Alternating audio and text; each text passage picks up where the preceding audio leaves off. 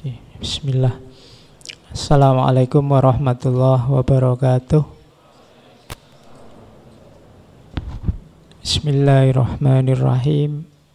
Alhamdulillahirabbil alamin. Wa bihi nasta'inu ala umurid dunya waddin. Allahumma sholli wa sallim wa barik ala habibina wa syafi'ina sayyidina wa maulana Muhammadin wa ala alihi wa ashabihi wa man tabi'ahum bi ihsanin ila yaumiddin. Bismillah, kita lanjutkan ngaji kita. Malam hari ini kita ganti sesi. Di bulan Februari kita mengangkat tema pendidikan. Dulu kita pernah angkat dari tokoh-tokoh barat. Bulan ini kita angkat dari tokoh-tokoh nasional. Jadi kita juga tidak kurang jago, tidak kurang tokoh filsafat di Nusantara ini. Termasuk 4 orang yang akan kita bahas bulan ini.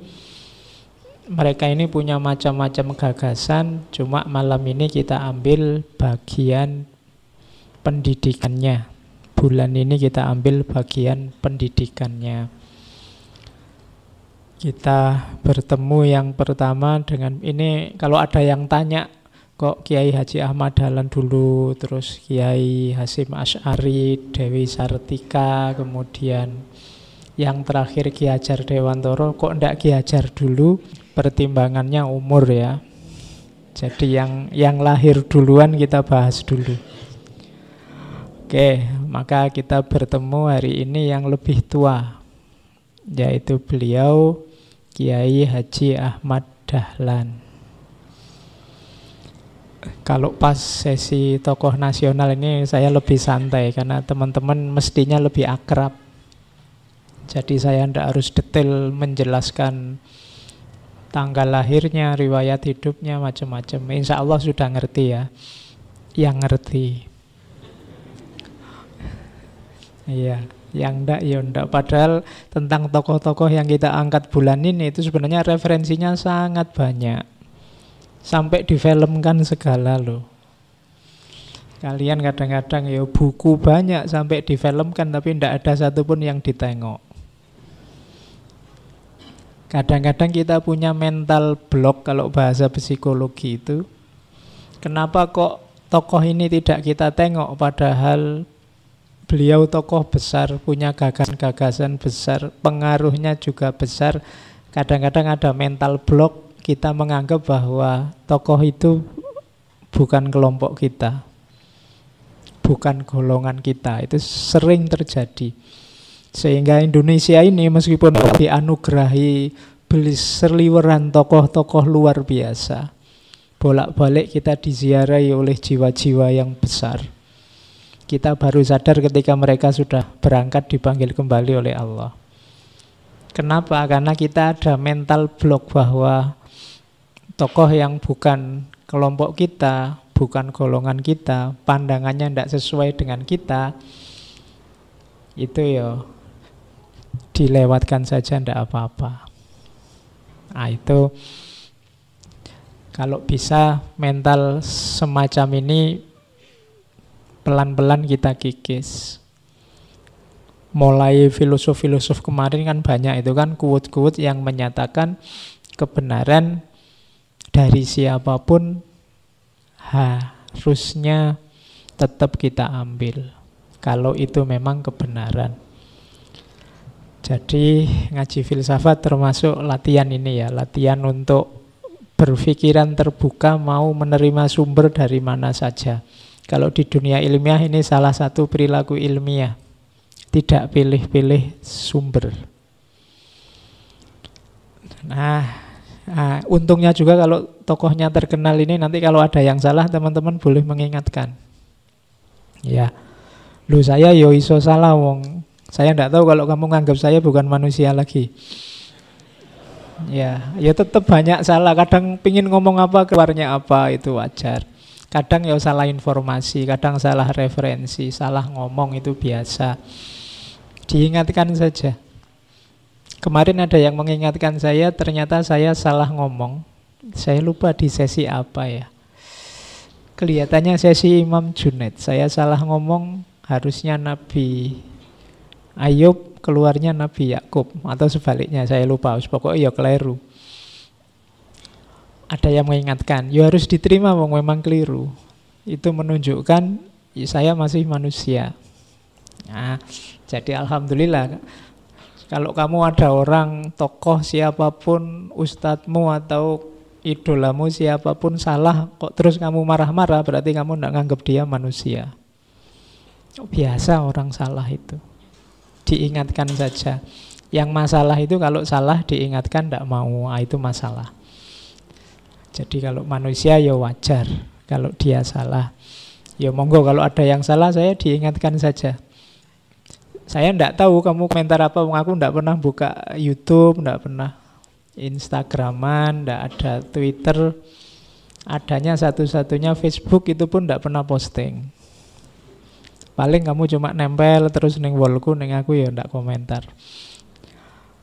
Jadi kalau ada channel apapun, akun apapun pakai nama saya, kemungkinan besar bukan saya. Saya punyanya cuma Facebook itu. Tapi ya tidak apa-apa. Yang disebarkan kan baik-baik, yang manfaat-manfaat. Pakai nama saya tidak apa-apa. Atau kamu ambil slide-slide ini untuk kamu ngajar lagi di mana, kamu ganti namanya dengan namamu, tidak apa-apa. Iya. Nanti daripada kamu merasa berdosa karena ngambil tanpa izin, pokoknya saya deklarasi tidak apa-apa. Kamu tidak usah takut, tidak usah minder, tidak usah merasa berdosa, wis tidak apa-apa, ambil saja. Kalau menurutmu manfaat kamu ambil. Wong saya juga ngambil dari referensi yang lain, berarti hak ciptanya juga bukan saya. Aku cuma ngompilasi, ngambil beberapa yang bisa saya jelaskan. Jadi silahkan bebas saja. Ada beberapa yang WA saya, Pak minta izin ya, saya share, minta izin, ya wis tidak apa-apa, share lah. Kamu tidak minta izin juga saya izinkan. Asal yang baik-baik ya, jangan dipolitisi, jangan dibuat ngadu domba orang, diambil yang baiknya saja. Oke, kita mulai. Jadi beliau ini insya Allah teman-teman kenal. Salah satu founding father organisasi keagamaan paling besar dari dua organisasi besar. Jadi yang pertama NU, beliau ini pendiri Muhammadiyah. Teman-teman pasti sudah hafal wajahnya, sudah hafal namanya, beberapa gagasannya berseliweran, buku-buku banyak, novelnya ada, filmnya tadi saya bilang juga ada. Beliau ini dari sisi silsilah masih keturunan ke-12 Maulana Malik Ibrahim. Kemudian 2 kali berguru ke Mekah. Kemudian beliau ini pendidik, wirausahawan, pinter main biola, apalagi yang suka sepak bola, kemudian apalagi, dan lain-lain. Suka touring kemana-mana. Di antara yang unik dari beliau ini, kalau biasanya murid mencari guru, kalau beliau ini suka dakwah sambil jalan-jalan, door to door sambil dagang. Nah, itu khas. Oke, itu informasi pendek-pendek tentang beliau. Sisanya kalian harus belajar sendiri, harus baca. Malam ini kita langsung to the point, masuk ke gagasan-gagasan beliau tentang pendidikan. Saya awali dari sini. Saya awali dari kegelisahan Kiai Dahlan. Jadi beliau ini melihat situasi umat Islam zaman itu. Ya zaman beliau kita masih dijajah oleh Belanda.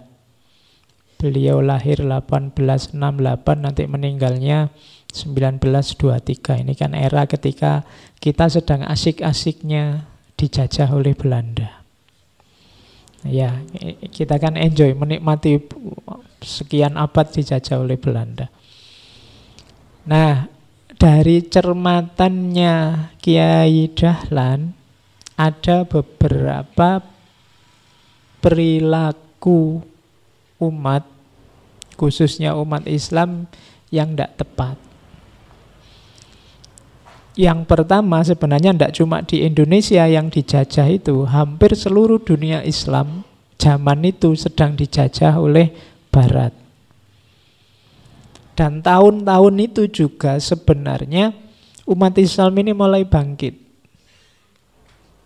Jadi mulai gerakan-gerakan nasionalisme, kebangkitan itu di era ini. Ini Kiai Dahlan belajar waktu di Mekah, bertemu dengan ajaran-ajaran pembaharu dari Muhammad Abduh, dari Jalaluddin Afghani, dan juga muridnya Abduh, Syekh Rashid Ridho. Dari sini beliau mengerti bahwa umat Islam ini perlu bangkit. Ada sikap-sikap hidup yang keliru di dunia Islam. Gagasan ini beliau bawa meskipun resistennya banyak, karena memang perjuangan yang luar biasa zaman itu. Umat Islam cara hidupnya masih konservatif. Jadi yang pertama itu sebenarnya awal kebangkitan di dunia Islam, tapi sebagian besar umat Islam saat itu teologinya teologi pasrah. Ya memang kalau takdirnya kita, Allah menakdirkan Belanda menjajah Indonesia, ya siapa yang bisa membantah? Itu teologi pasrah, fatalistik. Jadi, nah teologi yang pasrah ini kan teologi yang menyerah dengan dunia nyata. Akhirnya apa? Umat Islam ini seringkali menyelesaikan masalah tidak dihadapi di dunia nyata, tapi dihadapi secara supranatural. Jadi kalau ada apa-apa, ada masalah-masalah, terus solusinya dicari lewat jalur supranatural. Itu nanti yang dikritik, yang terkenal sekali istilahnya takhayul, bid'ah, khurafat. Jadi dari sikap mental yang fatalistik ini kemudian kan terus karena dunia sudah tidak bisa dihadapi secara konkret, larinya ke mistik atau supranatural.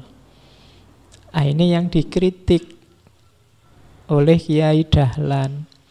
Kalau sikap teologis dan sikap hidupnya begitu, kapan kita bisa bangkit? Kapan kita bisa maju? Saat itu Kiai Dahlan melihat bedanya orang-orang Belanda dengan orang-orang pribumi. Kalau orang Belanda sakit, ya ke dokter, diperiksa, diobati. Kalau orang pribumi sakit, nyari dukun, dicari kekuatan supranaturalnya yang mengganggu, yang membuat orang sakit. Nah, perilaku-perilaku semacam ini menggelisahkan bagi Kiai Dahlan. Kuncinya di mana? Ya pendidikan. Berarti umat Islam ini kurang tinggi pendidikannya. Kenapa mereka kok bisa pasrah? Kenapa mereka larinya ke mistik supranatural? Kemungkinan besar karena ilmunya kurang. Kalau ilmu kita tidak cukup, itu kan kita kalah berhadapan dengan lingkungan sekeliling kita. Dan ini bahaya, karena umat Islam itu punya tanggung jawab sebagai khalifah. Khalifah itu berarti dia harus menguasai yang dikhalifai. Kalau dia kalah oleh lingkungan sekelilingnya, dia tidak bisa menguasai. Makanya ada teori namanya teori taskhir. Teori taskhir itu teori penaklukan alam semesta. Alam semesta harus kita taklukkan, kita kuasai, kita mengerti, kita fahami. Kalau tidak, kita yang akan kalah. Misalnya orang-orang dulu kita kenalkan ada animisme, ada dinamisme. Ketika orang tidak ngerti ilmunya tentang laut, tidak bisa menaklukkan laut, tidak berdaya di hadapan laut, akhirnya dalam tanda petik menganggap laut itu ada dewanya, terus ngasih sajen, ngasih persembahan pada laut. Nah, ini teologi semacam ini, cara berpikir semacam ini berawal dari kurangnya ilmu. Kalau orang ngerti ilmunya, jangankan laut, sampai akhirnya udara juga bisa kita taklukkan kan sekarang. Bahkan kemarin matahari sudah bisa difoto. Kamu tidak bayangkan orang bisa foto matahari. Kemarin sudah ada fotonya matahari. Wajahnya matahari sekarang kelihatan. Mungkin kita tidak membayangkan kita sudah semaju itu sekarang. Dari mana? Sains, ilmu pengetahuan. Oke. Jadi orang luar sudah bisa memoto wajahnya matahari, kita masih ribut tentang selfie dan hoax. Yaitu situasi kita hari ini, pasrah saja.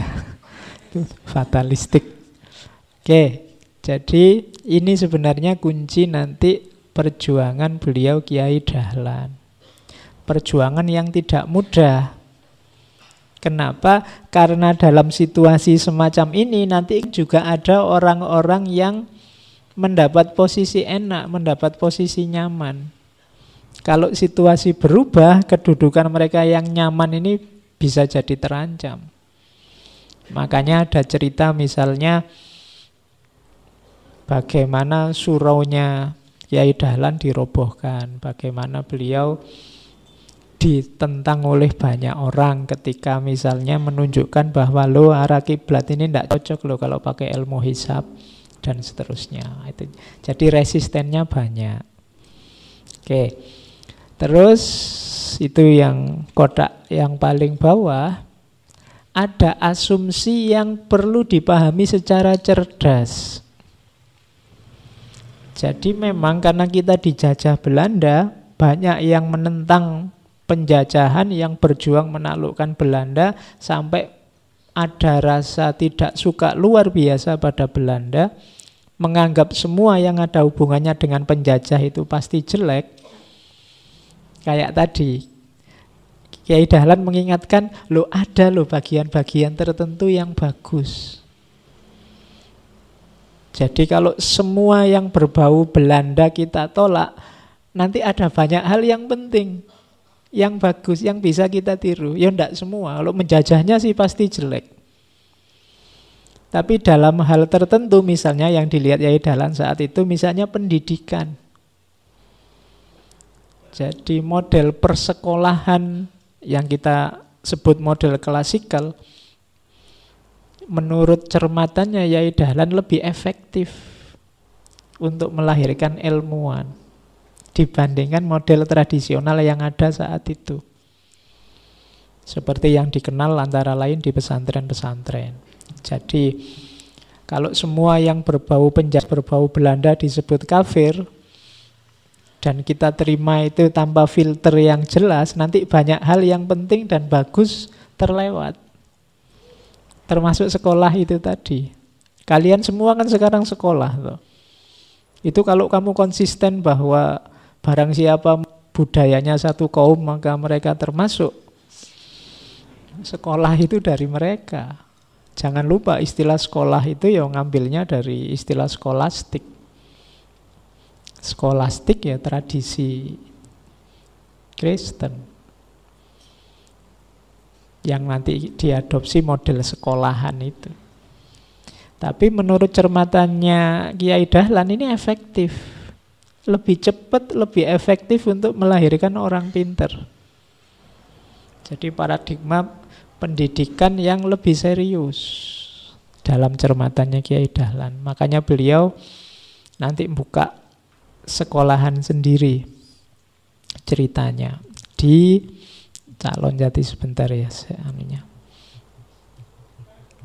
Ada di rumahnya beliau. Awalnya beliau buka untuk keluarganya, kemudian tetangga-tetangganya. Kemudian dari sekolah itulah nanti lahir banyak tokoh. Kemudian melahirkan organisasi yang kita kenal namanya Muhammadiyah.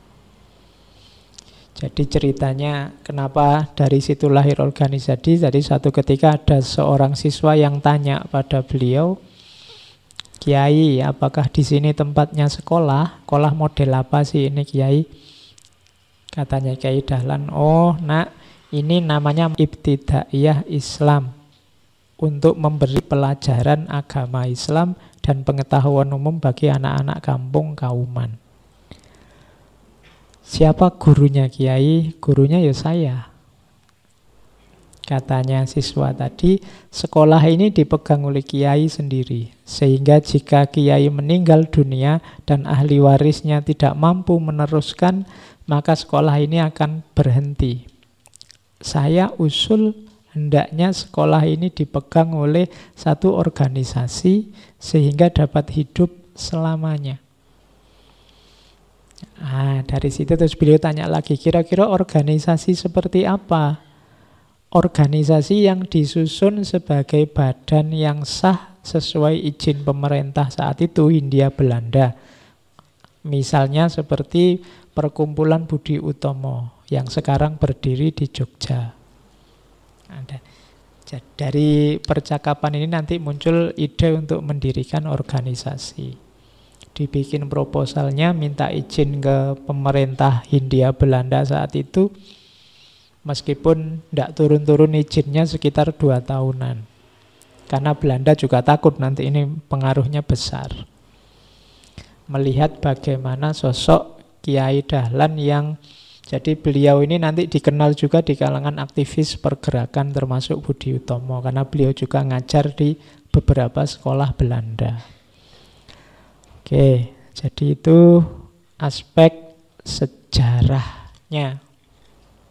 Kalau ada yang lihat sekolahnya zaman dulu semacam itu gambarnya. Ya. Masih belum ada wifi-nya zaman itu. Sekolahnya manual. Oke, kita mulai ke gagasan-gagasannya, dasar-dasarnya.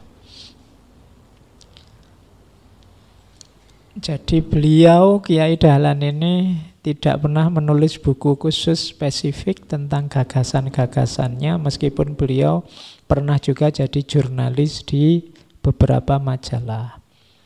Pikiran-pikiran beliau dirangkum, dibukukan, diterbitkan oleh murid-muridnya.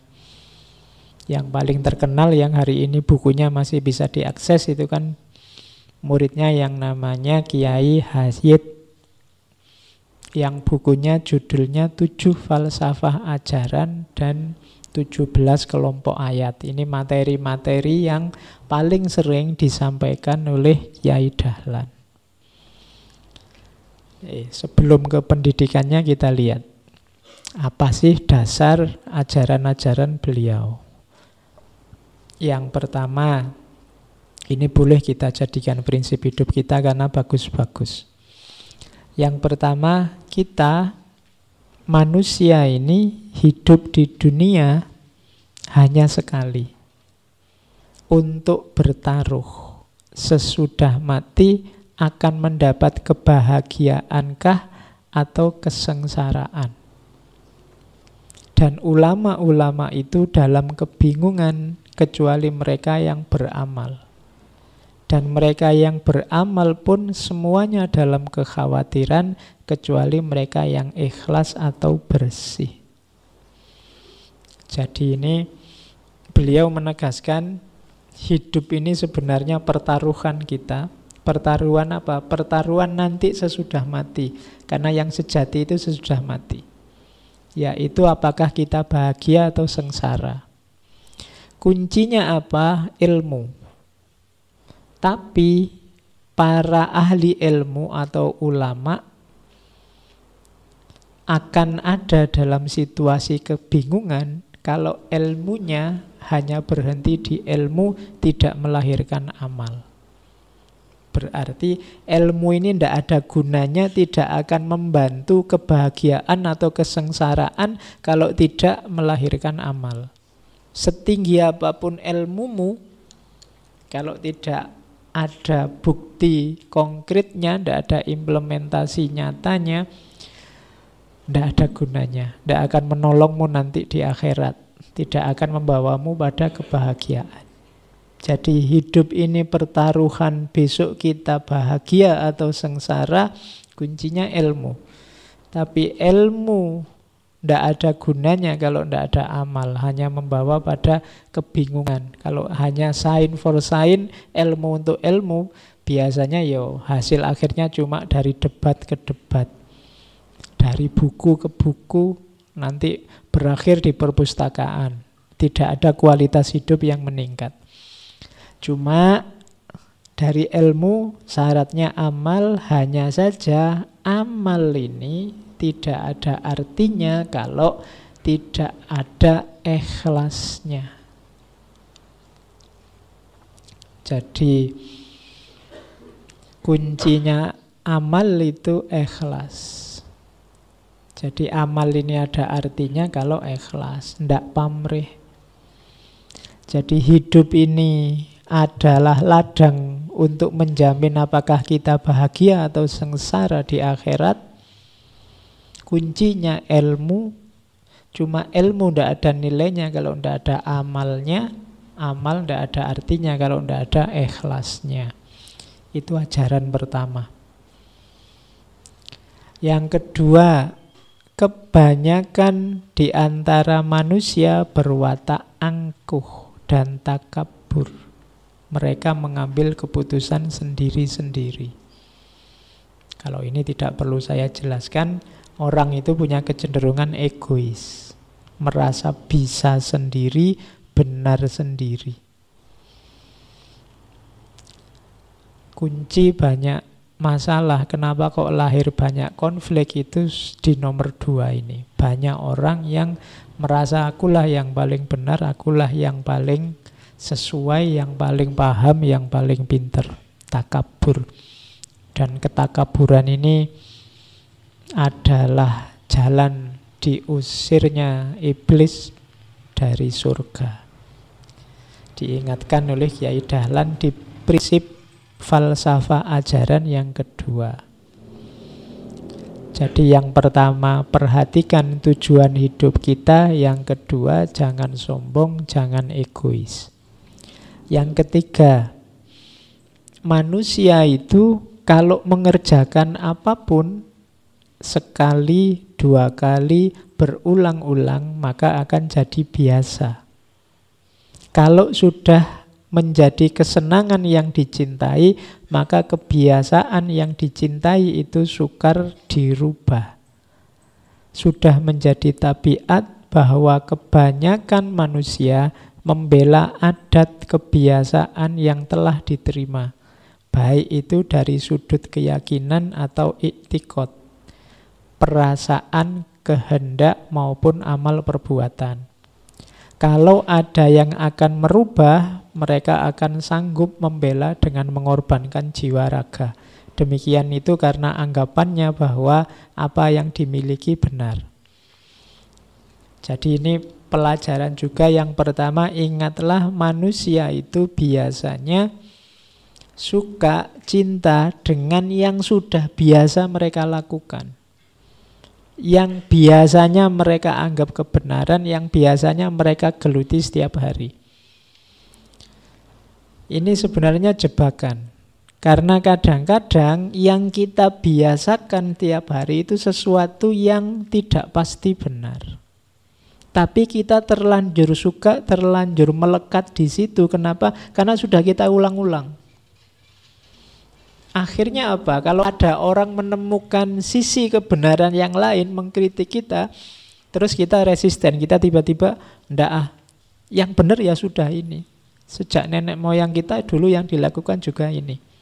Bahkan kita sanggup mengorbankan jiwa raga untuk yang kita anggap benar sebelumnya ini. Padahal yang kita anggap benar sebelumnya bisa jadi ada kelemahan-kelemahannya. Jadi di falsafah yang ketiga ini Kiai Dahlan mengingatkan yang biasa kita lakukan, yang selama ini kita anggap kebenaran, mungkin kita sangat suka, kita sangat mantap, kita cinta dengan kebiasaan-kebiasaan itu, tapi tetap kita harus mau membuka diri, siapa tahu ada yang lebih baik, ada yang lebih benar. Karena manusia itu kan dituntun oleh kecenderungan jiwanya. Dan kecenderungan jiwa ini dibentuk oleh apa yang dia biasakan. Maka kita harus tetap kritis terhadap diri kita sendiri. Itu falsafah yang ketiga. Jadi jangan sombong, perhatikan tujuan hidupmu dan perhatikan kebiasaanmu. Terus yang keempat, kalau ini surat Al-Furqan. Adakah engkau menyangka atahsabu anna aksarohum ya'kilun au yasma'un. Ini sebenarnya ayat sebelumnya ngomong tentang aro'aita man ittakhadha ilahahu hawa. Apakah tidakkah engkau melihat orang-orang yang menjadikan hawa nafsunya sebagai Tuhannya? Jadi itu Al-Furqan ayat 43. Jadi tidakkah engkau melihat kita itu sering-sering yang kita pertuhankan adalah hawa nafsu kita, keinginan kita. Jadi secara tidak sadar dalam hidup kita itu sebenarnya hasrat kita yang kita pertuhankan. Tapi ini nggak kelihatan karena dibungkus macam-macam. Makanya terus di ayat selanjutnya, apakah engkau menyangka amtahsabu anna aksarohum yasma'un au ya'kilun. Apakah kau anggap orang-orang yang mempertuhankan hawa nafsu ini orang-orang yang mau belajar, mau berpikir atau mau mendengar? Enggak. Jadi inhum illa kal an'am balhum adallu sabila. Orang-orang ini sebenarnya seperti binatang, bahkan lebih sesat jalannya daripada binatang. Kalau binatang mengikuti nafsunya, keinginannya, wajar, wong binatang tidak ada akalnya, tidak ada budinya. Tapi kalau nafsu, manusia kok mengikuti nafsunya, hasrat keinginannya saja, dia lebih rendah dari binatang. Kenapa? Sama-sama mengikuti hasrat nafsunya, manusia ini punya perangkat untuk tidak begitu. Kalau dia seperti itu berarti dia adallu sabila. Ini katanya Al-Quran loh ya. Jadi kalau ada orang kok nggugu karepe dhewe apa, mempertuhankan keinginannya sendiri, hawa nafsunya sendiri, dia sebenarnya lebih sesat daripada binatang. Oke, itu pedoman yang keempat. Jangan mempertuhankan hasrat nafsumu sendiri. Yang kelima, manusia tidak menuruti, tidak mempedulikan sesuatu yang sudah terang bagi dirinya. Artinya dirinya sendiri, pikirannya sendiri sudah mengatakan itu benar. Tetapi ia tidak mau menuruti kebenaran itu karena takut kepada kesukaran, takut berat, dan macam-macam yang dikhawatirkan. Karena nafsu dan hatinya sudah terlanjur rusak, berpenyakit akhlak, hanyut dan tertarik oleh kebiasaan buruk.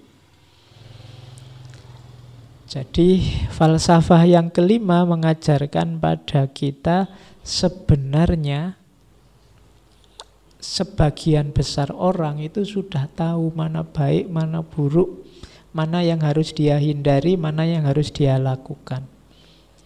Seusia teman-teman yang hadir ini, meskipun masih mahasiswa, masih hitungannya masih muda, itu wis ngerti, ilmumu sudah lengkap tentang baik buruk, yang boleh dilakukan, yang jangan dilakukan.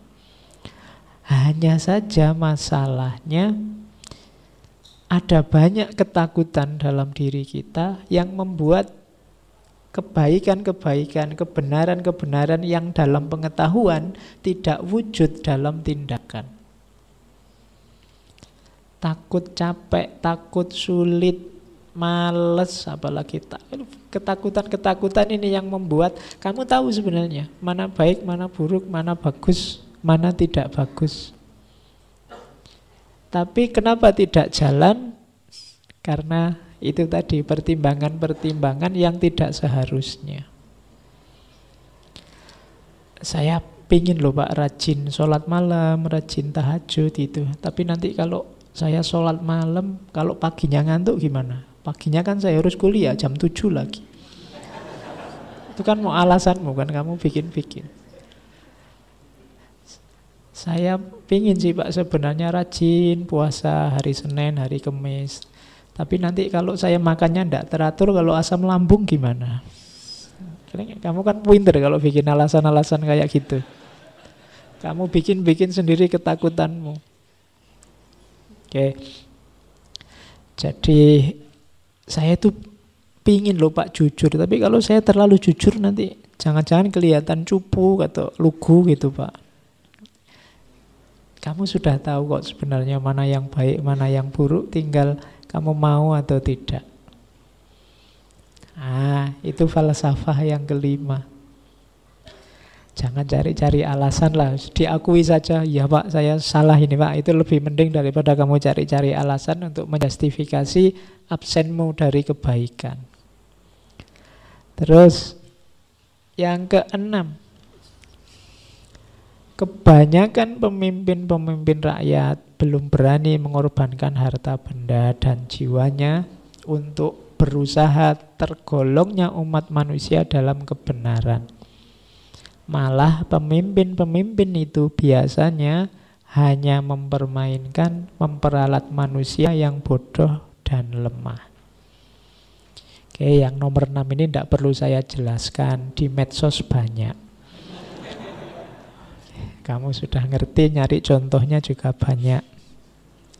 Oke, yang ketujuh, pelajaran terbagi dua. Yang pertama belajar ilmu, yang kedua belajar amal. Semua pelajaran harus dengan cara sedikit demi sedikit, setingkat demi setingkat. Demikian pula dalam belajar amal, harus dengan cara bertingkat. Kalau setingkat saja belum mengerjakan, tidak perlu ditambah. Oke, jadi kita ini mencari ilmu, perhatikan selain belajar teorinya, belajar juga bagaimana cara mempraktekkannya. Selain belajar teori ikhlas, ya harus belajar bagaimana mempraktekkan ikhlas. Selain belajar teori apapun, kamu cari cara mempraktekkannya biar ilmu itu manfaat. Yang kedua, belajar apapun dan menjalankan, mengamalkan apapun, perhatikan step-stepnya. Selangkah demi selangkahnya, jangan ambisius. Kalau pas lagi semangat, wah semalam tahajud mulai jam 12 malam sampai menjelang subuh. Kalau pas lagi males, itu 5 tahun kemudian orang tahajud belas. Itu kamu ndak melihat tahapan-tahapannya. Jiwamu itu, dirimu itu tergantung caramu membiasakan. Tadi falsafah yang keberapa itu. Kalau kamu setahap demi setahap, jiwamu terbiasa nantinya. Kalau memang di dosis kecil kamu sudah nyaman, tinggal nambah dosis. Jangan tiba-tiba dosis besar, kamu bisa keracunan. Pelan-pelan, selangkah-selangkah. Kalau tidak biasa sholat tahajud, ya diawali misalnya tahajudnya sebelum tidur. Atau sebentar sebelum subuh, misalnya tidak apa-apa. Nanti kalau lama-lama terlatih, bisa lebih agak malam sedikit. Jadi dilatih, kalau jiwamu terlatih nanti kamu sampai pada level kalau tidak tahajud tidak enak. Atau kalau tahajud sedikit tidak enak. Kenapa? Karena jiwamu sudah terbiasa. Kalau tidak biasa puasa, misalnya di sebulan itu yang sunnah-sunnah ada Senin Kemis, ada Ayamul Bid, ada macam-macam. Ambil 1-2 untuk dibiasakan.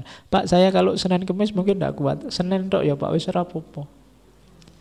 Senin kan hari lahirnya Nabi. Puasa, Mungkin dapat kira-kira 3-4 bulan karena sudah biasa nambah kemis. Nanti kamu akan sampai pada titik kalau ndak puasa kamu ndak enak. Tapi kalau nggak dimulai-mulai, ya enak aja ndak puasa. Ya, ya. Jadi dimulai setahap demi setahap. Jadi ini dalam pendidikan ya begitu, jangan overdosis. Mentang-mentang sedang senang dengan filsafat terus borong buku filsafat dibaca semua, wah, akhirnya malah muntah terus akhirnya sebel sama filsafat. Ya, oke, ya pelan-pelan, selangkah demi selangkah.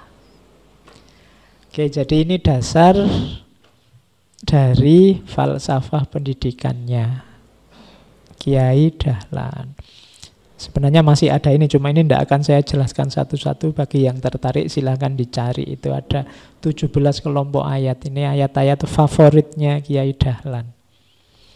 Kalian sebenarnya boleh kok untuk lebih akrab dengan Al-Quran, cari ayat-ayat favorit atau surat-surat favorit. Ada satu masa dalam hidup saya, beberapa surat saya favoritkan sekali. Jadi pokoknya seneng kalau ada ayat itu dibaca bolak-balik. Tidak apa-apa, untuk lebih mengakrabkanmu dengan Al-Quran. Cari ayat favorit, surat favorit, kamu ulang-ulang, kamu akrabi, kamu baca. Mungkin karena maknanya atau tidak tahu apa, tapi seneng aja kalau ngaji surat ini. Silahkan aja.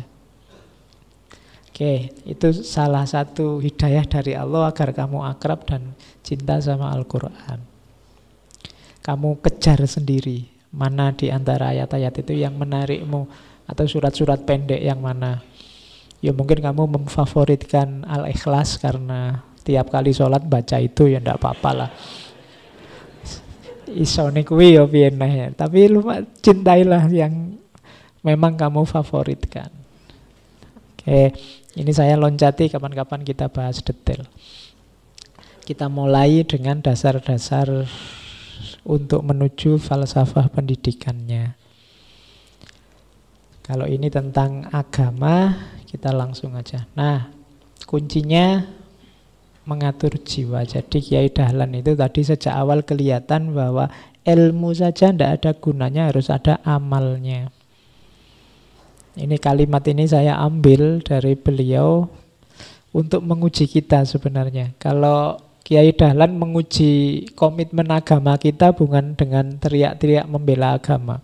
Makanya kata beliau, jangan kamu berteriak-teriak sanggup membela agama meskipun harus menyumbangkan jiwamu sekalipun.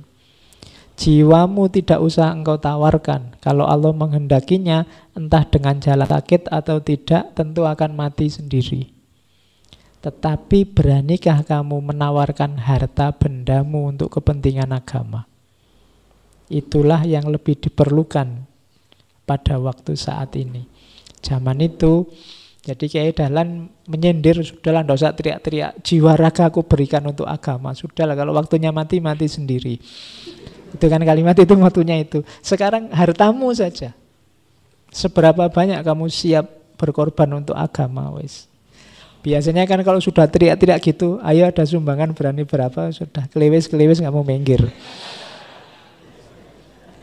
Jadi justru untuk menguji komitmenmu pada agama, berapa banyak kamu mau keluar harta untuk bantulah orang sekelilingmu yang tidak mampu itu loh. Justru ukurannya di situ. Kalau berkorban jiwa gampang, kalau pada saatnya kamu mati-mati sendiri, tenang aja. Kalau sudah sampai waktunya, tidak perlu dideklarasikan, tapi justru dengan pengorbanan harta ini sebenarnya kelihatan sejauh mana kamu berani berkorban untuk agama. Zaman Nabi, para sahabat kan kalau begitu Nabi ini kita mau perang butuh biaya besar, itu sahabat kan berlomba-lomba, banyak-banyakan sedekah. Ada yang separuh hartanya, ada yang semua hartanya. Nah sekarang ini ujian buat kita juga. Jadi Kiai Dahlan nyindir, ayo wes kalau memang siap membela agama, berani ndak semua hartamu atau sebagian hartamu disumbangkan untuk kepentingan agama. Justru ukurannya di situ. Itulah yang diperlukan sekarang. Wong kita tidak sedang perang, karena tidak sedang perang ya ndak butuh korban jiwa, kita cuma butuh korban harta. Kalau ini saja tidak, ya berarti perlu dipertanyakan komitmennya. Ini sindiran dari Kiai Dahlan. Oke, kemudian juga perhatikan kalimatnya Kiai Dahlan, termasuk dalam pendidikan. Kamu tidak mau menjalankan tugas amal itu karena kamu tidak biasa, bukan. Kenapa kok kita tadi sedekah berat? Mungkin karena kita memang tidak biasa. Oke, kalau memang tidak biasa, beruntunglah. Mari saya ajarkan soalnya itu. Jadi kalau sudah dapat dan mengerti, kamu harus menjalankan. Dan soalnya kalau kamu tidak mau, asal tidak mau saja, siapa yang dapat mengatasi orang yang sengaja sudah tidak mau? Jadi maksudnya Kiai Dahlan, kalau masalahnya kamu belum ngerti, saya ajari. Kalau masalahnya kamu belum terbiasa, ayo kita biasakan. Tapi sebenarnya masalahnya tidak di situ. Sebagian besar masalah kita adalah kita tidak mau. Kita sudah tahu banyak sekali kebaikan, keutamaan, fadilah, macam-macam. Kenapa tidak jalan? Bukan karena kita tidak ngerti ilmunya. Bukan karena kita belum terbiasa. Kalau tidak ngerti ilmunya, belajar. Kalau belum terbiasa, ayo dibiasakan. Problem besarnya adalah kita tidak mau. Gitu loh. Wong sudah ngerti. Modalnya juga sudah ada. Cuma kita tidak mau. Kalau sudah tidak mau, ya siapa yang bisa mengatasi sudah. Disuruh ini moh, disuruh itu moh, ya wis. Gimana lagi wong sudah moh. Untuk mengatasi moh itu kan harus dipaksa, tapi masuk agama harus paksaan. Jadi kalau problemnya tidak mau, ya agak berat. Karena siapa yang bisa mengatasi orang yang sengaja tidak mau. Problem besar kita sebenarnya di sini, orang-orang yang dengan sengaja tidak mau. Kalau urusan dalil sih gampang, kita cari banyak dalil-dalil, banyak ilmu.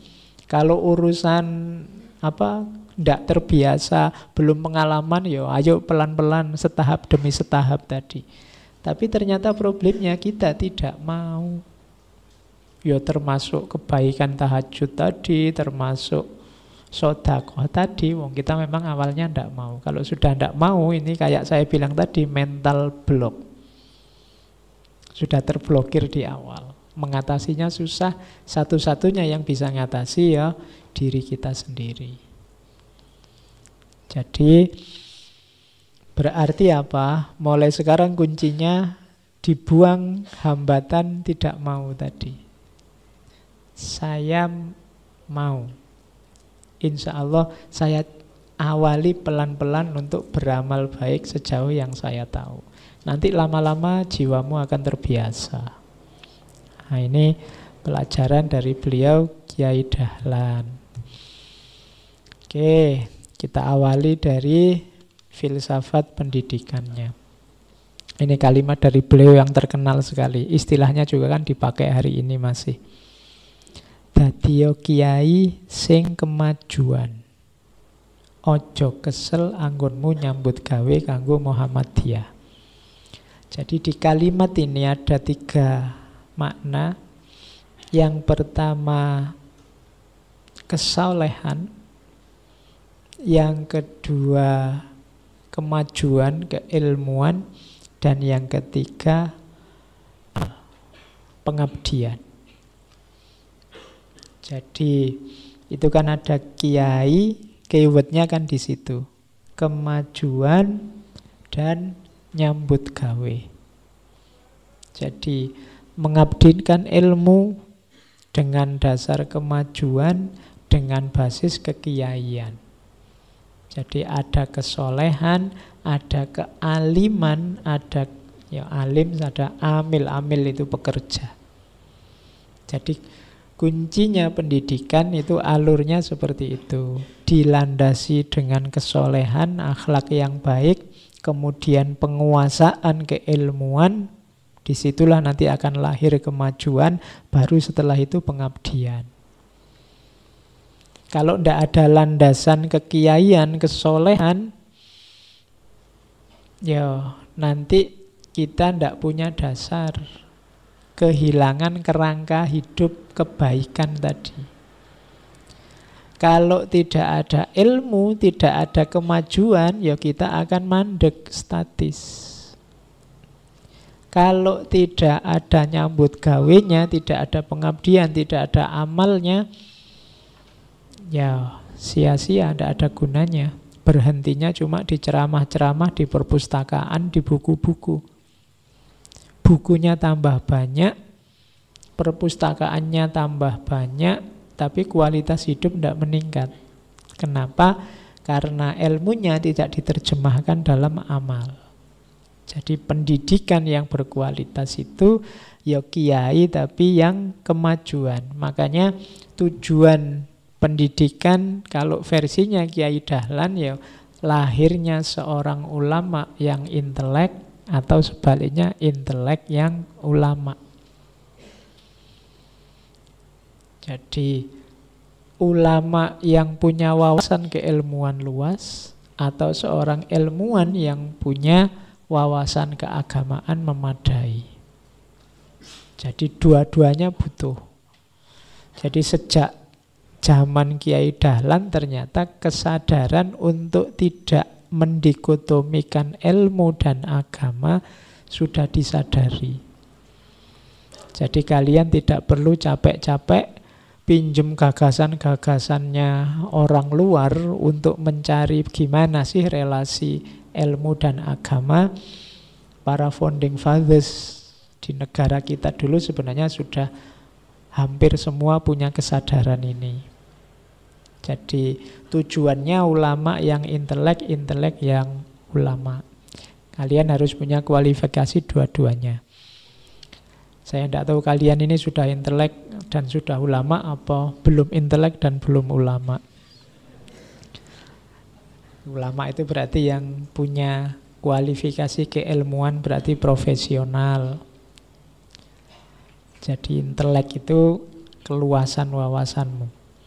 Terus karena itu Kiai Dahlan kemudian dalam mengembangkan pendidikan, beliau memadukan antara sistem sekolah seperti yang beliau pelajari dari sekolah-sekolah tempat beliau ngajar, sekolahnya Belanda, dan juga sistem pesantren. Jadi antara sekolah dan pesantren. Jadi modelnya bagaimana? Ketika beliau mengajar di sekolahnya Belanda, nambah pelajaran agama. Kemudian di sekolah-sekolah yang beliau dirikan, ya wawasan agama ya, wawasan pengetahuan umum juga iya. Ya bentuknya mirip madrasah yang kita lihat hari ini. Jadi ya umum ya agama. Kalau sebelumnya yang sekolahnya Belanda ini kan isinya umum. Sementara yang pesantren-pesantren murni agama. Dalam cermatannya Kiai Dahlan ini dua-duanya penting. Hari ini kita butuh wawasan-wawasan keilmuan umum. Tapi agama juga jangan ditinggal karena dasar hidup paling fundamental agama. Maka jalannya berarti apa? Ya digabung dua-duanya. Tidak boleh orang sama sekali tidak mengerti ilmu agama atau sama sekali anti pengetahuan umum. Kalau kita tidak menguasai yang umum-umum, kita akan dijajah di situ. Jadi kalau kita tidak menguasai ilmunya, seperti saya bilang tadi, kita akan dijajah oleh yang menguasai ilmunya. Kalau kita ketinggalan agama, ya kita kehilangan hal yang fundamental. Kita kehilangan identitas paling asasi dalam kehidupan beragama kita. Maka dua-duanya harus ada. Itulah maka cita-citanya Kiai Dahlan itu pendidikan yang integral, pendidikan yang antara umum dan agama nyambung. Oke, gimana dengan pendidikan untuk perempuan? Yaitu ada cerita yang terkenal sekali, bagaimana dialognya Kiai Dahlan dengan seorang santri putri anak-anak muda perempuan Muhammadiyah. Jadi cara beliau memprovokasi teman-teman perempuan muda ini biar mau sekolah yang tinggi. Kalau ini hubungannya dengan jadi dokter, apakah kamu tidak malu, katanya Kiai Dahlan, kalau auratmu dilihat laki-laki? Nah, anak-anak perempuan ya mesti aja malu. Kalau engkau malu, mengapa jika engkau sakit lalu pergi ke dokter laki-laki? Apalagi ketika hendak melahirkan anak. Wah, bahaya itu. Kalau dokter laki-laki melihat kamu kan malu. Nah, jika engkau benar-benar malu, hendaknya engkau terus belajar dan jadilah dokter sehingga ada dokter perempuan untuk kaum perempuan. Nah, ini kan retorika yang bagus untuk mendorong teman-teman perempuan sekolahlah yang tinggi. Biar tidak tergantung sama laki-laki. Kalau ini kan hubungannya sama dokter ya. Sebenarnya di semua bidang jangan tergantung, mandirilah. Karena tergantung itu ya tidak sehat secara tauhid. Satu-satunya yang boleh kita tergantung kan hanya Allah. Jadi perempuan juga jangan tergantung sama laki-laki, laki-laki juga jangan tergantung sama perempuan. Masing-masing harus mandiri, satu-satunya tempat bergantung Allahus Shomad, hanya Allah. Katanya kan tadi sudah hafal surat Al-Ikhlas. Kenapa kok enggak jalan? Walau dimarahi sama Kiai Dahlan nanti. Katanya hafal, tapi enggak dijalankan. Menjalankan surat Al-Ikhlas itu ya, hidup itu hanya innalillahi wa inna ilaihi roji'un. Kita tidak tergantung pada apapun, pada siapapun, hanya Allah dan menuju Allah. Termasuk yang dilakukan oleh Kiai Dahlan ini untuk biar teman-teman yang perempuan, karena dalam situasi zaman itu perempuan kan rasanya tergantung sekali sama yang laki-laki.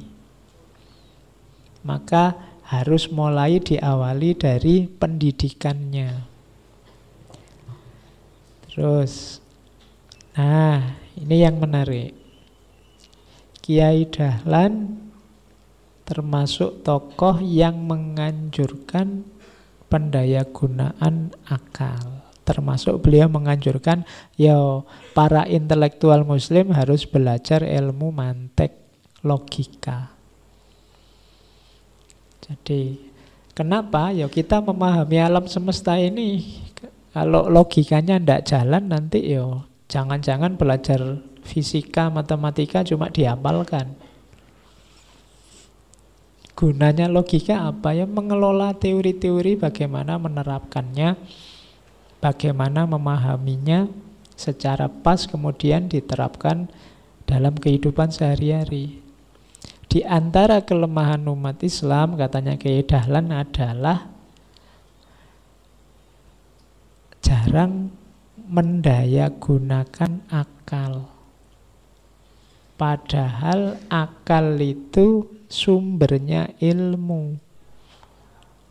Tidak ada gunanya mendorong orang belajar menguasai ilmu, tapi akalnya tidak dipakai. Jadi kuncinya manusia justru ada pada akal budinya. Maka ya katanya Kiai Dahlan ya harus belajar. Termasuk belajar filsafat ini kan belajar mendayagunakan akal. Karena itu fasilitas yang paling utama yang diberikan oleh Allah pada manusia. Jadi ilmu butuh akal. Kalau sudah dapat ilmu harus diamalkan. Cuma amal ini tidak ada harganya kalau tidak ada ikhlas di dalamnya. Urut-urutannya sejak tadi kan begitu. Oke, terus nah, kata Kiai Dahlan, pengajaran yang berguna dalam mengisi akal itulah yang lebih dibutuhkan oleh manusia daripada makanan yang mengisi perutnya. Dan mencari harta benda dunia itu tidak lebih payah dari mencari pengetahuan yang berguna dalam memperbaiki perbuatan dan kelakuan. Jadi akal yang berfungsi itu lebih penting dari makanan untuk mengisi perut. Kalau hanya makanan untuk mengisi perut, pada saatnya bisa habis kalau akalnya macet. Tapi kalau akal jalan, meskipun makanannya tidak banyak, dia bisa diatur, bikin strategi gimana caranya dapat makanan lagi, dapat makanan lagi. Maka makanan untuk mengisi perut itu levelnya di bawah pengetahuan untuk mengisi akal. Jadi makanya kan banyak asumsi-asumsi, teori-teori materialistik ya, kalau orang itu perutnya ndak kenyang ya bisa gawat, bisa akalnya ndak jalan. Kalau versi ini ya harus dibalik. Gitu loh. Akal yang nyetir perut, jangan perut yang nyetir akal. Ya. Perut yang nyetir akal itu kalau sudah lapar, kalau sudah perutnya kosong, wis apa aja kelihatan kayak makanan, wis serakai luar biasa. Nah, itu berarti perutnya nyetir akal. Demi bisa makan yang tidak masuk akal, yang jelek-jelek diterjang. Nah, itu berarti perutnya nyetir akal. Harus dibalik, akalnya yang nyetir perut. Jadi hidup secara cerdas. Terus, nah, dengan asumsi-asumsi yang disebutkan di atas, maka versinya Kiai Dahlan, pendidikan itu harus mencakup 3 wilayah. Yang pertama, pendidikan moral. Yang kedua, pendidikan individu. Yang ketiga, pendidikan kemasyarakatan. Pendidikan moral itu akhlak. Jadi umat harus kuat di akhlak dengan dasar pasti Al-Quran dan Sunnah. Ini yang tadi kita sebut sebagai pelajaran untuk mencetak orang yang soleh. Materinya moral, akhlak. Yang kedua baru pendidikan individu. Ini baru yang kita sebut profesionalitas. Yang belajar fisika ya profesional di fisika. Yang belajar pertanian profesional di pertanian. Yang belajar perikanan profesional di perikanan. Ini namanya pendidikan untuk individu. Yang ketiga, jangan lupa pendidikan kemasyarakatan. Jadi pendidikan kemasyarakatan itu yang pertama maksudnya apa? Bagaimana efeknya ilmu terhadap dunia sekeliling kita. Bagaimana kita membawa ilmu ke tengah masyarakat, meningkatkan kualitas hidupnya masyarakat. Jadi kalian ini yang punya ilmu, punya tanggung jawab di tengah masyarakat. Jadi orang pinter itu harus memberi kontribusi positif pada masyarakat. Nah itu makanya namanya pendidikan kemasyarakatan. Banyak orang pinter misalnya secara individu bagus, tapi pendidikan kemasyarakatannya rendah. Tidak bisa sosialisasi, tidak bisa hidup bersama orang lain. Jangankan memberi manfaat, menenangkan saja tidak bisa. Kehadirannya tiap hari bikin rusuh, orang malah sumpek dengan kehadirannya. Itu berarti dia perlu pendidikan kemasyarakatan. Ilmunya sih tinggi, tapi orang lain susah dengan kehadirannya. Begitu dia muncul, masalah nasional lahir.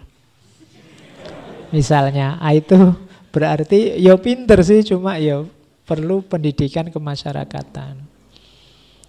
Kadang-kadang kebenaran-kebenaran yang luar biasa, tapi karena wawasan kemasyarakatannya rendah, kebenaran yang dibawa malah kontraproduktif, melahirkan konflik-konflik, melahirkan masalah-masalah baru. Jadi bukan salah ilmunya, tapi salah penerapannya. Kenapa perlu pendidikan kemasyarakatan? Banyak orang dengan ilmunya malah membingungkan masyarakat. Ya sering saya contohkan kayak kalian habis belajar filsafat sudah tamat buku-buku filsafat terus pulang malah bikin orang bingung. Disuruh khotbah Jumat nanti temanya penindasan kaum borjuis pada proletar. Iya. Ya puyeng jamaah Jumatnya wong tema santai-santai aja ngantuk kamu pakai tema borjuis dan proletar. Itu kamu butuh pemahaman tentang masyarakatmu, sejauh mana levelnya mereka, kemampuan berpikir mereka, dan di situ kamu masuk. Jadi pendidikan itu materinya ya moral, membentuk akhlakmu, kemudian individual, membangun profesionalitasmu, kemudian kemasyarakatan dalam rangka pengabdianmu. Jadi itulah sebenarnya yang harus kita kuasai hari ini. Meskipun ini diteorikan zaman dulu oleh Kiai Dahlan, sampai hari ini masih relevan. Karena situasi kita mungkin tidak berubah-berubah sejak awal abad 19. Sekarang sudah abad 21 tengah-tengah. Oke, terus. Nah, sekarang caranya. Kalau ilmu pendidikan kan ada metode belajarnya. Yang menonjol dari strategi metode pendidikan dari Kiai Dahlan, yang pertama, beliau kalau ngajar selalu kontekstual. Ini diceritakan oleh sahabatnya, murid beliau, Kiai Haji Mas Mansur. Kata Kiai Mansur, Kiai Dahlan itu gemar sekali mengupas tafsir dan pandai pula tentang itu. Kalau menafsirkan sebuah ayat, beliau selidiki lebih dahulu tiap-tiap perkataan dalam ayat itu satu demi satu. Beliau lihat kekuatan atau perasaan yang terkandung oleh perkataan itu di dalam ayat-ayat yang lain. Barulah beliau sesuaikan dengan keadaan. Hingga keterangan beliau itu hebat dan dalam serta tepat. Jadi di antara strateginya Kiai Dahlan kalau ngajar, selain dia mendalam, dia juga kontekstual. Kontekstual itu setelah menjelaskan detail ilmunya, kemudian dijelaskan juga relevansinya dengan kehidupan hari ini. Jadi hubungannya apa dengan situasi hari ini, itu namanya kontekstual. Misalnya ada cerita yang paling terkenal itu kan tentang surat Al-Ma'un. Nah, itu kan tentang pendusta agama yang tidak menyantuni fakir miskin, menghardi anak yatim, macam-macam. Nah, ini kan terus dicari konteksnya hari ini yang mana. Wal asri kan tadi di antara 17 kelompok ayat kan ada surat Al-Asr itu tentang demi waktu, celakalah orang-orang. Kenapa pakai istilah waktu? Bagaimana konteks hari ini sehubungan dengan waktu dan seterusnya. Jadi ini namanya pendidikan kontekstual. Ya termasuk kalian yang sedang belajar filsafat akan lebih mudah kalau teori-teori filsafat itu kadang-kadang kan kalian mau coba buku filsafat itu puyeng. Vertigomu kumat kalau ketemu filsafat. Nah itu cara agak mudah apa? Cari relevansinya dengan kehidupan. Kira-kira kalau hal semacam ini dalam kehidupan kita sekarang itu yang dibidik hidup kita bagian yang mana? Ketika Nietzsche bilang bahwa mental kita itu mental budak, misalnya, kira-kira dalam kehidupan kita sehari, contohnya orang yang mentalnya budak itu seperti apa? Itu kalian akan lebih mudah memahami. Itu cara belajar kontekstual namanya. Dan itu dulu dipraktekkan antara lain oleh Kiai Dahlan. Begitu beliau mengupas satu ayat dengan tafsirnya, terus ditunjukkan ayat ini kalau dalam situasi hari ini relevan dengan fenomena A, B, C. Itu orang lebih mudah menangkapnya. Kalian kalau jadi guru juga antara lain ya harus mampu menjelaskan secara kontekstual. Biar muridmu atau mahasiswamu paham, oh yang dimaksud hubungannya dengan realitas ini. Oke, jadi itu metode pertama. Metode kontekstual. Metode kedua. Jadi metode kedua ini metode praksis sebenarnya. Ilmu jangan cuma dihafalkan tapi dijalankan. Ada cerita terkenal sekali antara Kiai Dahlan dengan muridnya, Haji Suja namanya. Jadi Kiai Dahlan ini kalau kuliah subuh sering sekali mengulang-ulang surat Al-Ma'un. Ara'aital ladzi yukadzibu biddin. Nah ini ada muridnya yang bosen, iki bolak-balik Al-Ma'un terus, mungkin gitu. Saya dulu juga punya ustadz yang tiap kali ceramah ayatnya wal asri tadi. Ayat apa aja wal asri. Nah ini Kiai Dahlan juga terkenal dengan Al-Ma'unnya.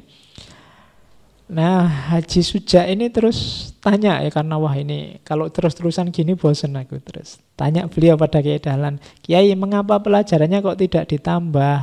Mbok yo ganti ayat-ayat selanjutnya kayak apa kayak.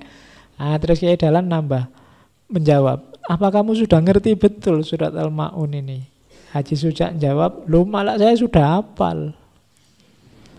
Tidak cuma ngerti, sampai hafal aku. Oke, terus Kiai Dahlan tanya, apa kamu sudah mengamalkan? Katanya Haji Suja, sudah. Kalau sholat saya baca itu. Sudah saya amalkan. Nah, ternyata katanya Kiai Dahlan, loh maksudnya pengamalan bukan itu. Oke, sekarang ayo tak ajak pengamalan. Nah ceritanya terus diajak ke pasar, disuruh nyari orang fakir miskin, dibawa keluar ke rumah, dibantu, dikasih makan, terus sudah. Nah, itu namanya pengamalan. Nah ini jadi cara belajar dengan praktek, tidak sekedar dihafalkan. Kalau sekedar dihafalkan, ya sekarang anak PAUD, anak TK lebih hafal dari kita kadang-kadang. Tentang surat-surat panjang sekarang anak-anak SD, anak MI itu hafal. Kita aja sering lupa.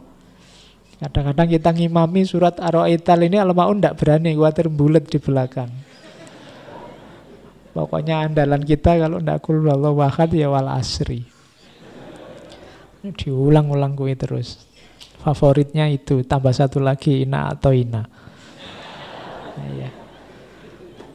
Oke, jadi maksudnya bukan itu. Jadi diamalkan itu untuk lebih paham, yuk amalkan. Kalau sudah diamalkan, disitulah terletak rahasianya bahwa ayat sudah kita pahami. Jadi mengajar dengan cara melihat situasi konkret. Ya kalau hari ini mungkin kalau bahasa ilmu-ilmu selain Al-Quran namanya praktikum. Ada praktikumnya. Nah, kita belajar agama itu ya praktikumnya antara lain di tengah masyarakat. Menyantuni fakir miskin, mengasihi anak yatim itu ya praktek no. Latihan mempraktekkan karena kunci finalnya ilmu itu ya ada di amal. Oke, terus ada lagi metode dialog. Jadi Kiai Dahlan itu suka mengajak dialog. Beliau ini kan terkenal menjual batik. Jadi menjual batik dari rumah ke rumah kemudian ngobrol.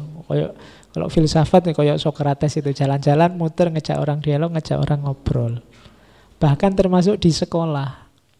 Beliau suka dengan metode dialog. Satu ketika ada murid baru di sekolahnya beliau, terus Kiai Dahlan tanya, kalian mau pengajian apa? Muridnya jawab, begini Kiai, kalau biasanya kalau kita pengajian ya kita tidak tahu ini pengajiannya apa, yang penting guru ngajinya, terserah guru ngajinya. Kayak ngaji filsafat ini, kamu temanya apa, kan terserah aku. Nah, yang tidak mutu yang seperti itu. Terus dijawab oleh Kiai Dahlan, kalau begitu nanti yang pinter hanya guru ngajinya. Nah, itu kayak kita, kalau modelnya kayak gini kan yang pinter terus saya kan. Aku belajar terus untuk ngasih materi kamu, kamu tinggal cengenges-cengenges di situ. Jadi ini contoh pendidikan yang jelek itu kan ada. Kamu itu namanya pembelajaran kontekstual. Kamu langsung paham kan, oh ini contoh yang jeleknya. Jadi katanya Kiai Dahlan, lo jangan begitu, nanti yang pinter hanya guru ngajinya. Kata muridnya, kalau para murid hanya mengikuti guru saja, apa ya kalian mau yang seperti itu? Kalau pengajian di sini, kalian yang menentukan apa yang ingin kalian ketahui. Dimulai dengan bertanya. Pertanyaan itu kunci gerbang untuk memasuki dunia ilmu pengetahuan. Jadi beliau menyarankan ya pendidikan kalau ingin efektif ya ada dialognya, ada tanya jawabnya. Dulu ngaji kita juga ada tanya jawabnya, tapi terus selesainya jadi malam, akhirnya dialognya setelah bubar, kamu bubar, kita dialog di sini. Karena memang sesinya terbatas. Atau kalau mau nanti kita dialog lagi, tapi selesainya tambah malam. Kadang-kadang ada pertanyaan-pertanyaan yang lucu-lucu kan kalau ada dialog itu. Pak, saya sudah umur berapa ini enggak ketemu-ketemu jodoh. Nah itu kan kalau di forum kan malu, kalau sendiri-sendiri di sini enggak apa-apa. Jadi kalau Kiai Dahlan maunya dialog. Ada cerita yang terkenal sekali tentang enggak cuma dialog. Karena Kiai Dahlan ini bisa memainkan biola. Jadi satu ketika ada santrinya yang tanya, Kiai, agama itu apa sih? Terus ceritanya Kiai Dahlan ngambil biolanya, terus kamu dengarkan ya, saya main biola. Riwayatnya lagu yang dimainkan lagu sebenarnya Jawa, Asmarandono. Jadi dimainkan pakai biola, muridnya mendengarkan karena indah, bagus. Setelah itu ditanya oleh Kiai Dahlan, gimana komentarmu tentang musik tadi? Indah sekali Kiai, tenang, tentram, rasanya damai. Agama itu seperti itu. Sekarang gantian, kamu yang main biola. Muridnya terus, enggak enak Kiai, coba. Saya enggak bisa Kiai, coba aja, main aja, enggak apa-apa. Main ya, karena enggak bisa, suaranya enggak karu-karuan, rusak. Gimana kamu komentari permainan musikmu tadi? Enggak enak Kiai, rusak, wong saya enggak bisa main biola. Nah, seperti itu juga agama kalau enggak ada ilmunya. Agama itu kalau ada ilmunya indah, menenteramkan, damai. Tapi kalau tidak ada ilmunya, kamu menggunakannya secara ngawur, malah merusak telingamu. Dia malah mengacaukan. Kenapa? Kamu kurang ilmu. Jadi kamu gunakan tidak sesuai porsi, proporsinya, tidak pas, mengacaukan harmoni. Karena kamu tidak pegang ilmunya. Penjelasan model gini kan muridnya langsung paham. Daripada kamu ceramah, ayo dihafalkan. Definisi agama adalah menurut tokoh A ini, menurut tokoh B ini. Tidak nyambung, tapi begitu dijelaskan sederhana kamu langsung menangkap. Oh, seperti itu maksudnya agama. Nah, itu strategi yang digunakan oleh Kiai Dahlan dalam metode mengajarnya. Oke, selanjutnya perhatikan dalam proses belajar mengajar sikap mentalnya. Etos seorang guru dan etosnya murid. Guru dasar etosnya adalah kesediaan untuk memberikan ilmu dan teladan yang baik. Ini etos sudah. Guru tidak boleh, eman-eman ini ilmunya penting, disampaikan besok-besok aja. Kalau pas muridku ngundang terus bayar mahal baru tak sampaikan. Kalau yang ini enggak, itu berarti dia enggak punya etos seorang guru. Guru itu berikan saja yang terbaik, enggak ada yang disembunyikan. Jadi memberikan ilmu dan teladan yang baik. Jadi di antara tugasnya seorang guru itu tidak sekedar mengajarkan kebenaran, tapi juga meneladankan kebenaran. Etosnya harus ini. Kemudian kalau seorang murid, etosnya dua. Dia terbuka, mau dan siap belajar. Murid tidak boleh tertutup. Murid tidak boleh datang pada guru membawa kotak yang sudah ada isinya. Jadi murid harus siap terbuka menerima apapun yang diberikan oleh gurunya. Sikap mental dasarnya ini. Karena kalau muridnya sudah membawa macam-macam, ya ilmu gurunya tidak masuk. Bisa jadi nanti gegeran sama gurunya. Jadi kalau sudah memposisikan diri jadi murid, dia harus terbuka dan siap diberi.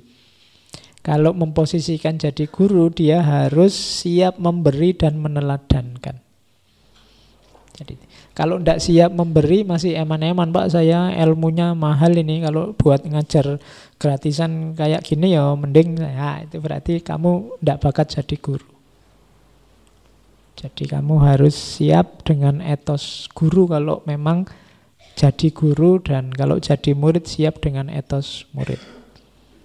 Jangan ada murid yang pingin ngetes guru nih, ini guruku pinter tenan ora, coba tanah. Ya. Jadi harus siap menerima kalau kamu posisinya sebagai seorang murid. Jadi itulah yang diajarkan oleh Kiai Dahlan. Oke. Kalau ini kalimat terkenal sekali, ditulis di papan tulis di kamarnya Kiai Dahlan, tapi dalam bahasa Arab. Tapi ini bahasa Indonesia ya, kalau dalam bahasa Arab nanti kamu vertigomu kumat lagi. Ya, jadi ditaruh di kamar biar beliau bisa anytime membaca. Jadi kalimatnya agak keras karena kepada dirinya sendiri.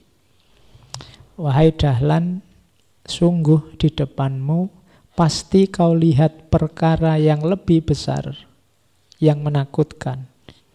Mungkin engkau selamat atau sebaliknya akan tewas. Dahlan, bayangkan engkau sekarang berada di dunia ini sendirian bersama Allah, dan di mukamu ada kematian, pengadilan amal, surga dan neraka. Coba kau pikir, mana yang paling mendekatimu selain kematian? Mereka yang menyukai dunia bisa memperoleh diploma walaupun tanpa sekolah. Sementara yang sekolah dengan sungguh-sungguh karena mencintai akhirat ternyata tak pernah naik kelas. Gambaran itu melukiskan orang-orang yang celaka di dunia dan di akhirat sebagai akibat tidak bersedia mengekang hawa nafsunya. Apakah engkau juga tidak bisa melihat orang-orang yang mempertuhankan hawa nafsu? Jadi yang pertama intinya Kiai Dahlan menasihati dirinya, wahai Dahlan, ingatlah bahwa setelah ini, setelah kehidupan di dunia ini ada peristiwa yang lebih besar dan menakutkan. Kamu menghadapi kepastian-kepastian, yaitu kematian, pengadilan amal, surga dan neraka. Coba engkau hitung, kira-kira kamu lebih dekat kemana? Lebih dekat ke surga apa dekat ke neraka? Orang-orang yang belajar di dunia akhirnya memperoleh ijazah, naik kelas, lulus. Tapi engkau yang belajar dunia akhirat, belajar karena mencintai akhirat, apa kamu naik kelas juga?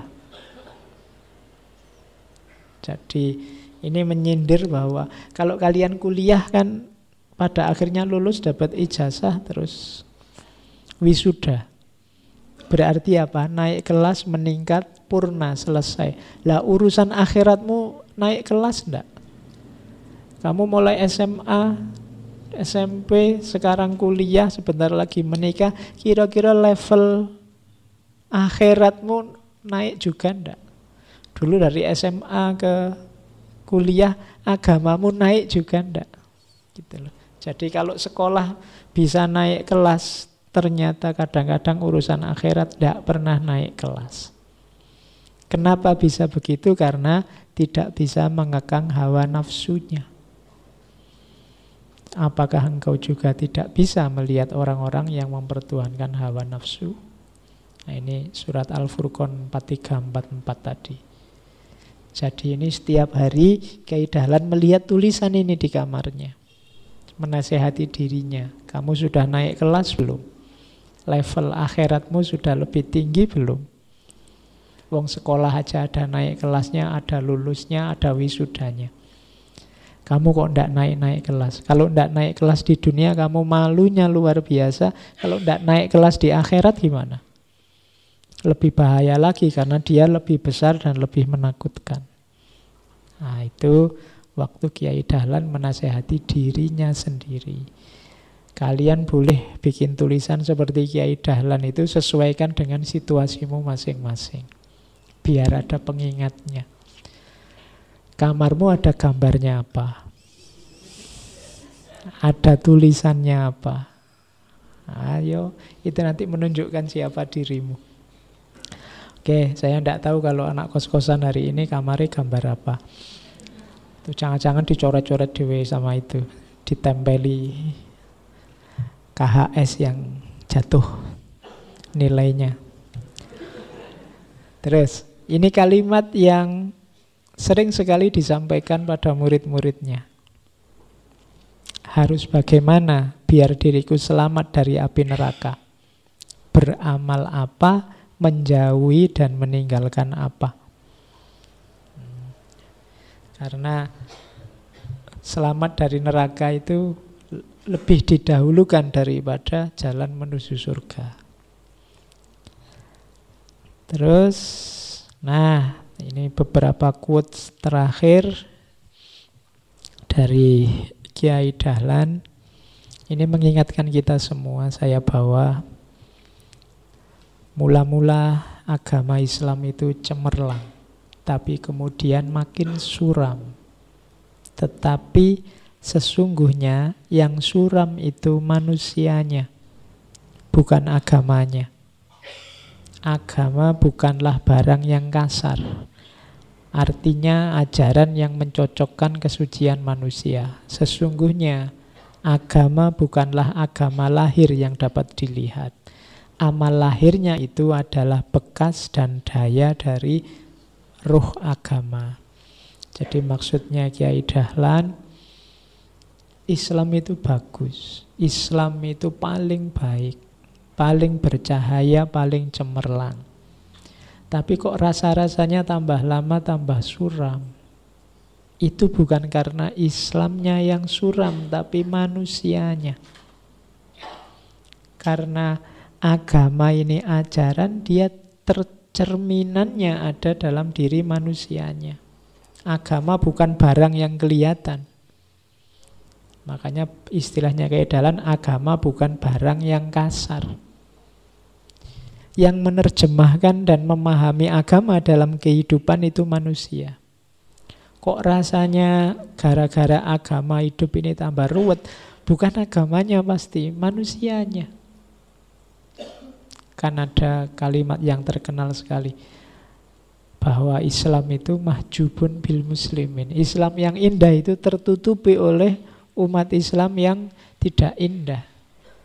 Akhirnya wajah keindahan Islam tidak kelihatan.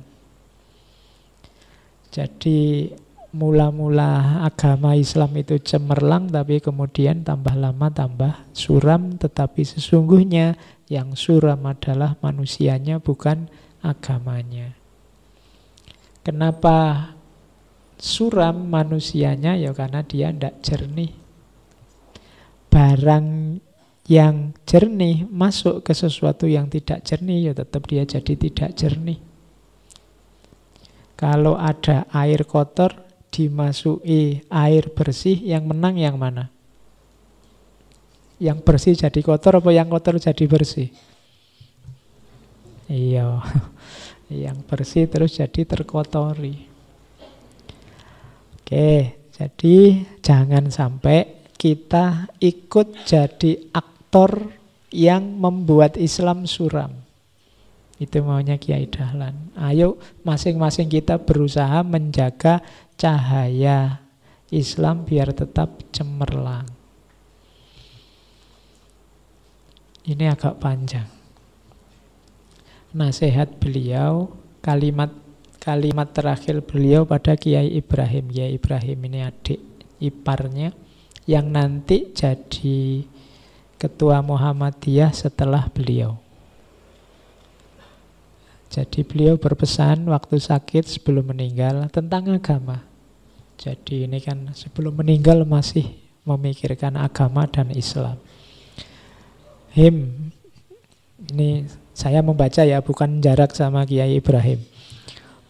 Ya, karena memang pesannya begitu. Him, agama Islam itu kami misalkan laksana gayung yang sudah rusak formnya. Formnya itu pegangannya. Dan rusak pula kalengnya.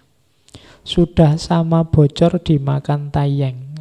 Orang yang tidak Jawa tidak ngerti mesti tayeng ya. Karat. Sehingga tidak dapat digunakan pula sebagai gayung. Oleh karena itu, kita umat Islam perlu menggunakan gayung tersebut, tetapi tidak bisa karena gayung itu sudah sangat rusak. Sedangkan kami tidak memiliki alat untuk memperbaikinya. Tetapi tetangga dan kawan-kawan di sekitarku banyak yang memegang dan mempunyai alat itu. Tetapi mereka tidak banyak yang memegang dan mempunyai alat itu. Tetapi mereka tidak tahu bahwa alat yang dipegangnya dapat digunakan untuk memperbaiki gayung yang kita butuhkan. Maka perlulah kamu berani meminjam untuk memperbaikinya. Siapakah tetangga dan kawan-kawan yang ada di sekitarmu itu?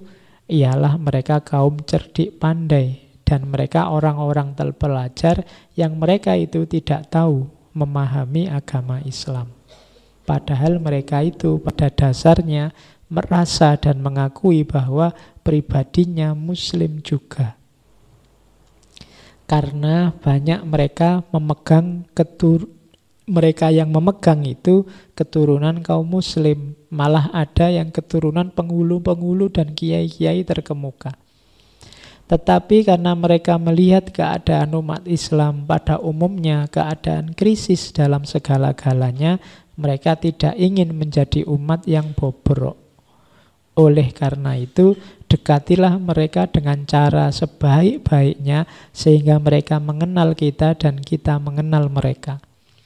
Sehingga perkenalan kita timbal balik, sama-sama memberi dan sama-sama menerima. Dan ini nasihat pada Kiai Ibrahim. Kalau diibaratkan kesuraman agama tadi seperti gayung, ini seperti gayung yang sudah rusak. Alat memperbaikinya kita tidak punya. Yang punya tetangga-tetangga, teman-teman kita. Cuma tetangga dan teman-teman ini tidak tahu kalau mereka punya alat untuk memperbaiki. Siapa tetangga dan teman ini? Ilmuwan, cerdik cendekiawan yang menguasai ilmu sosial, ilmu budaya, ilmu politik. Kuncinya di ilmu, karena kuncinya di ilmu ada di mereka yang kita tidak punya. Maka akrabilah mereka, sadarkan mereka. Mereka ini kebanyakan sebenarnya teman-teman kita, orang-orang kita, dia juga Muslim, keturunan nenek moyang Muslim, ada yang keturunan penghulu, ada keturunan kiai. Cuma karena keadaan umat yang suram, mereka tidak mau ikut-ikutan jadi suram, akhirnya mereka menjauh dari agama. Rangkullah orang-orang ini. Mereka yang punya alat untuk memperbaiki gayung kita yang rusak. Itu tadi antara lain jalannya mempertemukan ilmu umum dan ilmu agama. Yang belajar ilmu umum diberi wawasan tentang agama, yang sudah kuat agamanya diluaskan pengetahuannya dengan ilmu-ilmu umum. Kunci cemerlangnya lagi agama Islam adanya memang di ranah ilmu. Nah, itulah pesan waktu beliau sedang sakit sebelum meninggal. Jadi beliau masih memesan agar umat Islam yang intelektual, umat Islam yang pinter, yang pandai, harus kita rangkul untuk bekerja sama bersama-sama menjayakan lagi, mencemerlangkan lagi Islam. Oke, ada quote-quote terakhir. Ini silahkan dipahami sendiri kalau ini mudah dipahami. Apa yang bisa membuat orang Islam yang baik juga bisa membuatnya jadi warga negara yang baik.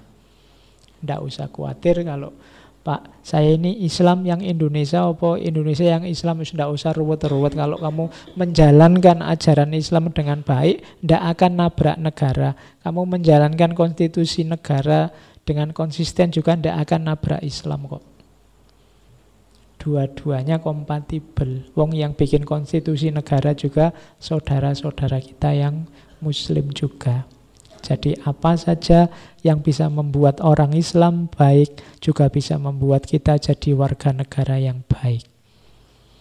Oke, karena kebaikan-kebaikan dalam rumusan konstitusi negara dan dalam Islam kan sifatnya universal. Sama-sama baik. Oke, kita dapat mengukur kemiripan kita dengan Nabi dengan melihat kepekaan kita terhadap penderitaan sesama. Jadi kalau ada yang punya misi, saya ingin semirip mungkin hidup saya dengan Kanjeng Nabi, katanya Kiai Dahlan, bukan di wajah, bukan di kostum, bukan di gaya, tapi di kepekaan kita terhadap penderitaan orang lain. Semakin kita peka dan peduli dengan penderitaan sesama, semakin kita mirip dengan Kanjeng Nabi. Karena Kanjeng Nabi punya watak semacam ini. Jadi yang ingin niru Kanjeng Nabi silahkan pekalah, latihlah kepekaanmu terhadap kesulitan, terhadap kemalangan orang lain. Maka semakin kuat kepekaan kita, semakin mirip kita dengan Kanjeng Nabi. Oke, masih ada beberapa, bisa dibaca sendiri ya. Keislaman bukanlah Allah ada dalam jiwamu, tetapi kehidupan Islam menjadi nyata dalam perilakumu. Jadi Muslim yang sejati itu tidak hanya Allah ada dalam dirimu, tapi bagaimana engkau menerjemahkan perilakumu sehari-hari sesuai dengan tuntunan Islam. Kasih sayang dan toleransi adalah kartu identitas orang Islam. Tolong menolong adalah sikap orang Islam dalam berinteraksi. Oke, itu quote-quote. Kalau ini insya Allah kalian sudah paham lah 3 yang terakhir itu.